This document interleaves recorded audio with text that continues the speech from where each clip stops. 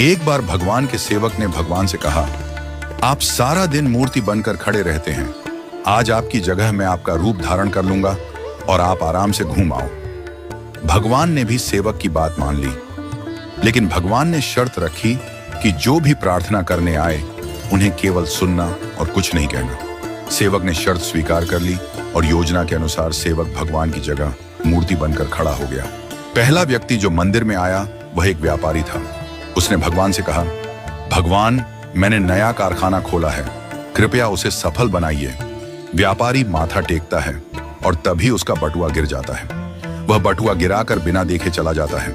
सेवक बेचैन हो जाता है और सोचता है कि व्यापारी को बता दे कि उसका बटुआ गिर गया है, लेकिन भगवान की शर्तों के अनुसार वह कुछ नहीं कहता। कुछ समय बाद एक गरीब आदमी आता है और भगवान से कहता है, भगवान, घर में खाने के लिए कुछ नहीं है, कृपया हमारी मदद करें।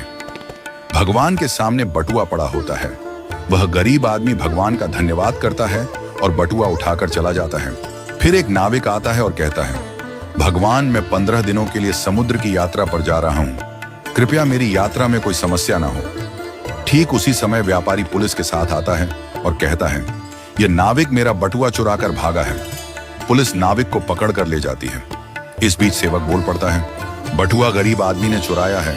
इसके बाद गरीब आदमी को पकड़कर जेल भेज दिया जाता है। रात को भगवान लौटते हैं और सेवक खुशी खुशी पूरा किस्सा सुनाता है। भगवान मुस्कुराते हुए कहते हैं, तुमने किसी का भला नहीं किया बल्कि सब कुछ बिगाड़ दिया। वे आगे कहते हैं, व्यापारी का बटुआ गिरना कोई बड़ा नुकसान नहीं था, वह गलत धंधा करता है, और अगर उसका बटुआ गरीब आदमी को मिल जाता तो उसके बच्चों को भोजन मिलता और उसकी परेशानियां दूर हो जाती।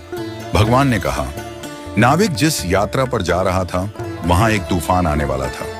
अगर वह जेल में होता तो उसकी जान बच जाती और उसकी पत्नी विधवा होने से बच जाती। भगवान ने यह भी कहा, कभी कभी जीवन में हमें समस्याएं आती हैं और हम सोचते हैं कि यह हमारे साथ ही क्यों हुआ, लेकिन हमें समझना चाहिए कि इसके पीछे भगवान की योजना होती है।